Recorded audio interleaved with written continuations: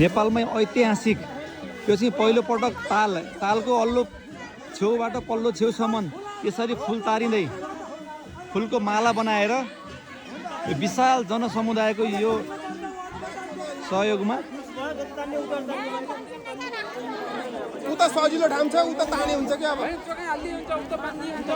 बेगनास्थल बहरा मन्दिरदेखि कनेलटुडादेखि पारिपट्टिको यो अर्को पल्लो डाँडोमा चाहिँ यसरी फुल तारिँदैछ आज एकादशीको दिन 2082 साल कार्तिकको आज 15 गते शनिबार अहिले दिउँसोको 2:30 भइरहेको छ। यो नेपालकै पहिलो ऐतिहासिक तालमाथि फुल तारिँदै पोखरा महानगरपालिका वडा नम्बर 31 बेगनास्थलमा रहेका यी बराह मन्दिर